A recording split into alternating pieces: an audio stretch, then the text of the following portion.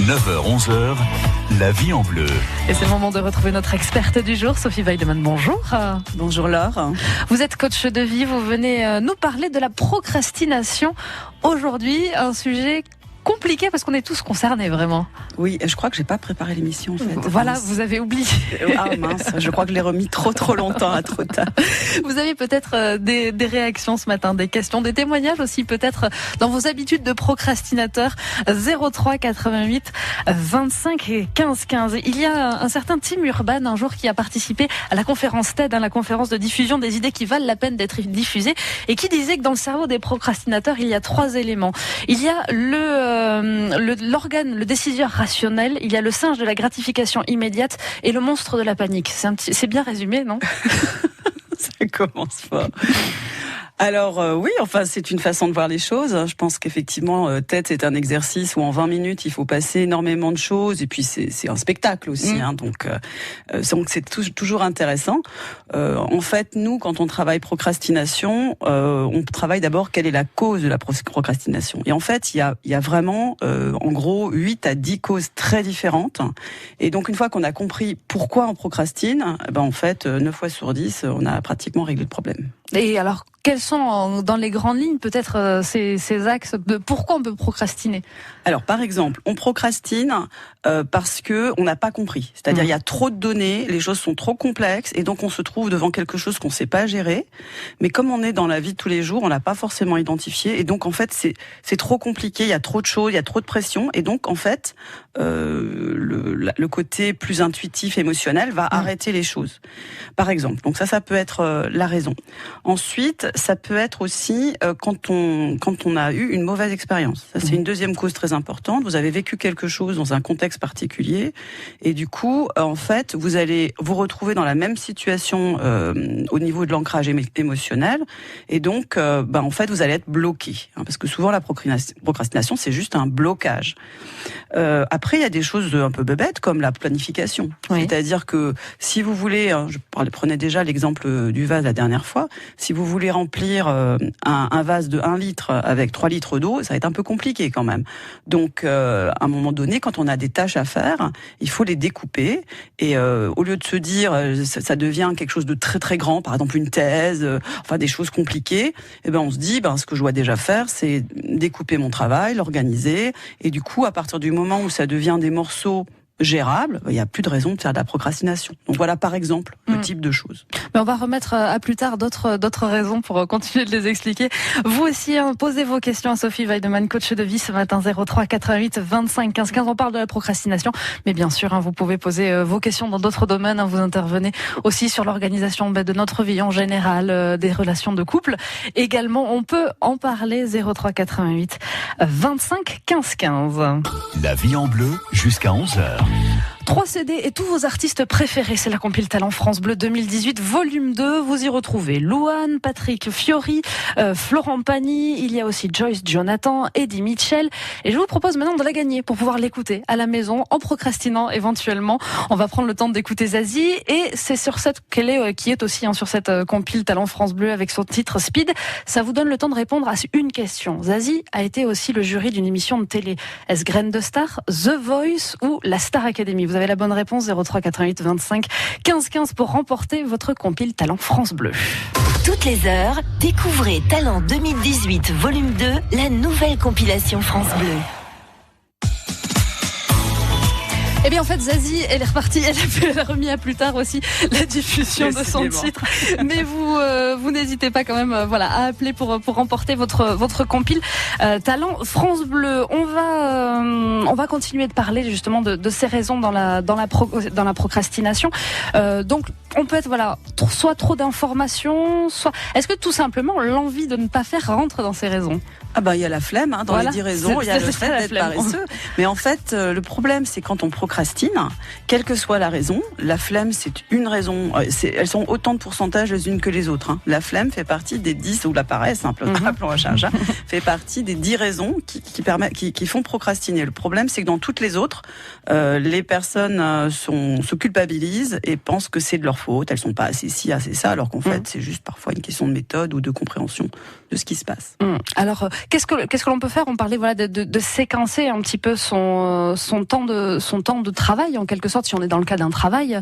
Qu'est-ce qu'il faut faire? Il faut vraiment choisir des étapes, planifier? Alors, en fait, le premier travail, quand on a quelque chose à faire ou quand on a quelque chose qu'on projette de faire, il y a deux choses à faire en parallèle. D'une part, c'est de découper effectivement les étapes ou les choses à faire dans cette tâche, et d'autre part, de planifier dans un agenda, en faisant ce qu'on appelle un rétroplanning. Ce sont les deux choses à faire. Donc un rétroplanning, par exemple, c'est quoi? C'est je dois écrire un article de presse, par exemple, pour le 15 décembre.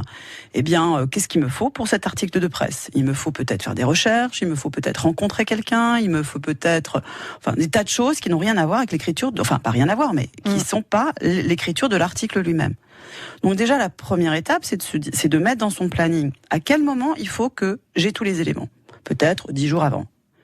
À quel moment quels sont ces éléments? Rencontrer Gudule, rencontrer Albert. Ok, alors je prévois ça 15 jours avant cette date-là, parce que peut-être qu'ils vont le remettre. Il faut prévoir aussi des temps tampons.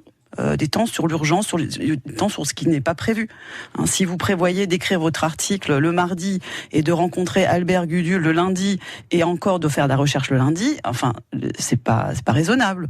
Donc il faut installer ça tranquillement dans le temps, morceau par morceau, avec à la fois des temps de latence, un espace pour tout ce qui est pas prévu, mais aussi un espace de vie humaine. Par exemple, un article, c'est pas juste quelque chose qu'on écrit, c'est quelque chose qui doit mûrir, qu'on doit le laisser un peu dans l'air, Ce sont on va continuer à développer ces techniques dans un instant. Vous posez vos questions, bien sûr, à notre coach de vie, Sophie Weidemann, au 03 88 25 15 15.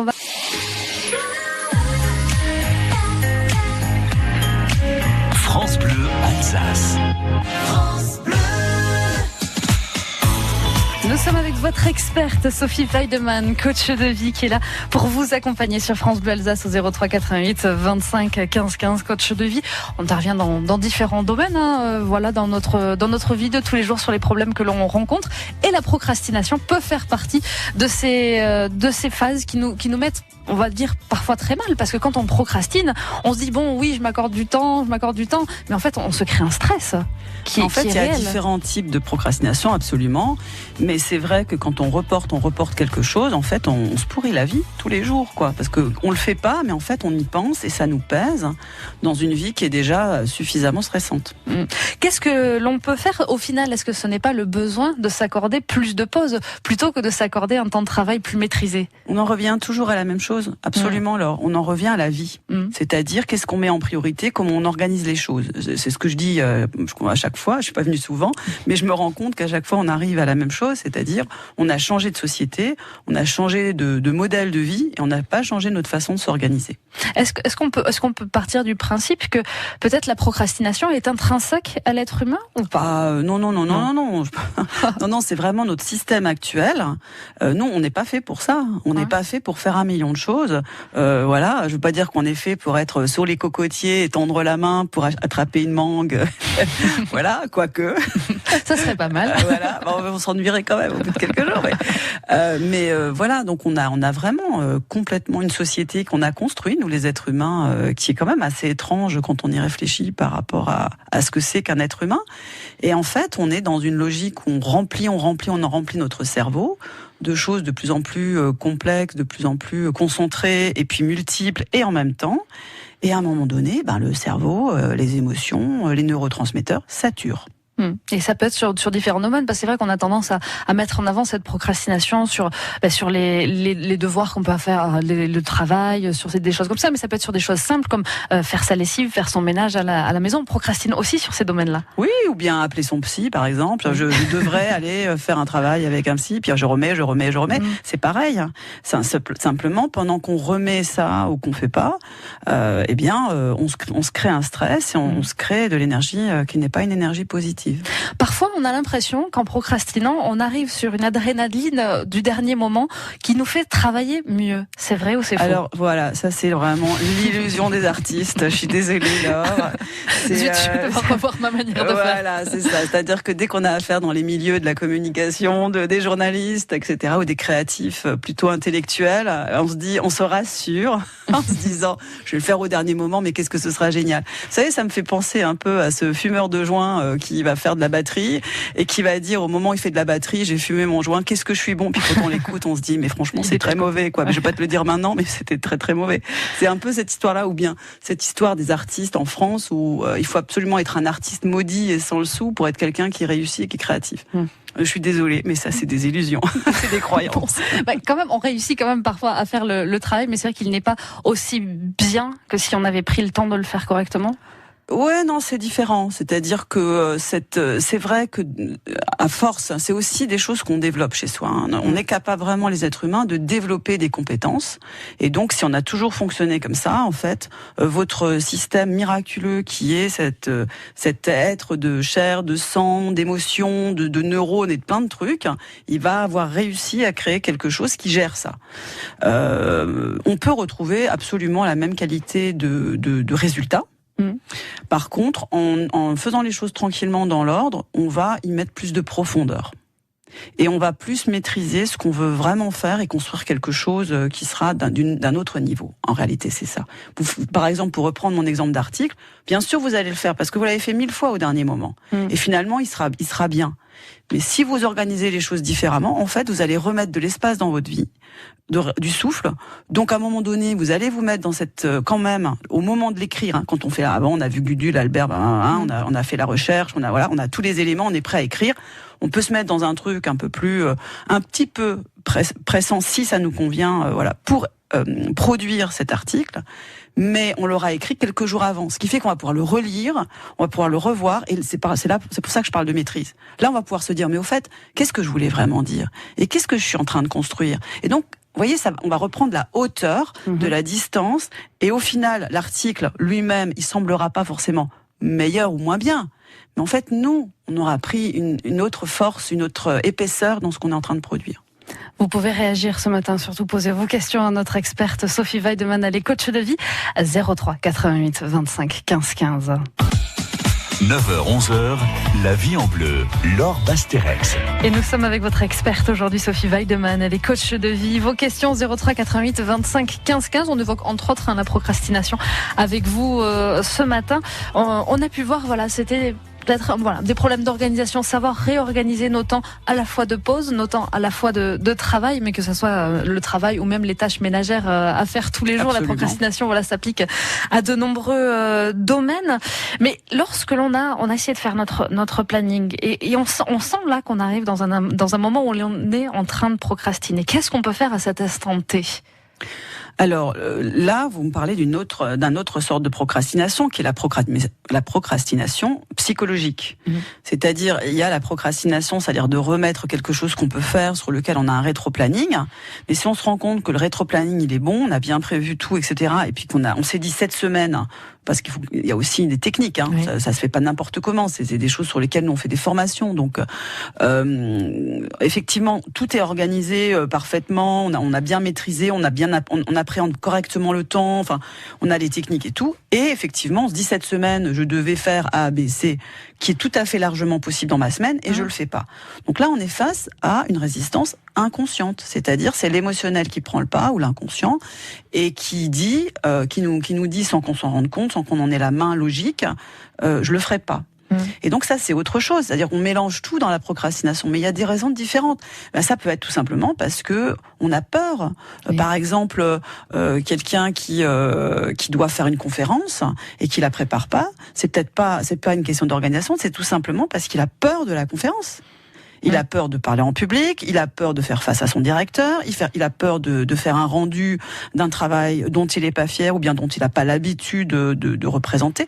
Donc là, c'est pas une question de procrastination, c'est une question d'accompagnement de la personne. C'est quoi cette peur? D'où elle vient? Est-ce qu'elle est légitime ou pas? Et vous voyez, en fait, c'est un sujet hyper vaste. Oui, parce que on en parlait hors antenne, ça peut être aussi juste un manque de savoir-faire. Parfois, on ne sait pas, donc on procrastine. Oui, parce qu'en fait, on on a l'habitude de vivre la vie. Et comme quand je dis ça, ça paraît un peu bête, mais on a l'habitude de vivre sa vie et d'avancer.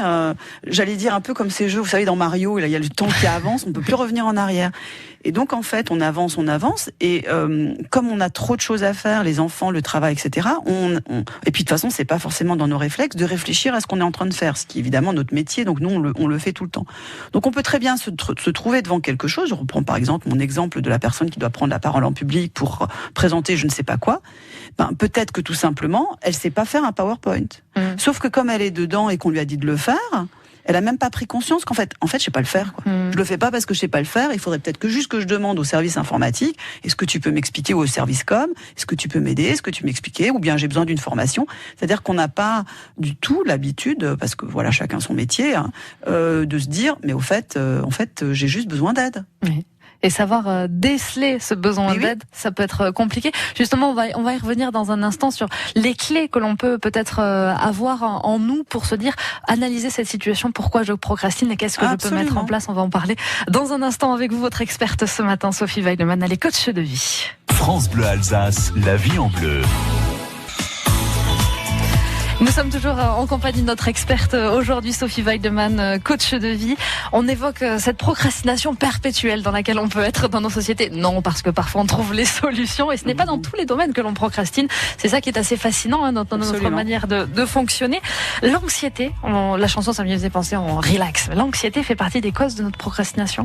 Absolument. On a des tempéraments différents. Donc, comme vous disiez déjà, c'est intéressant de voir qu'on procrastine pas sur les mêmes choses. Donc, c'est bien que c'est lié à de l'émotionnel aussi, ou à de l'organisation, ou les deux.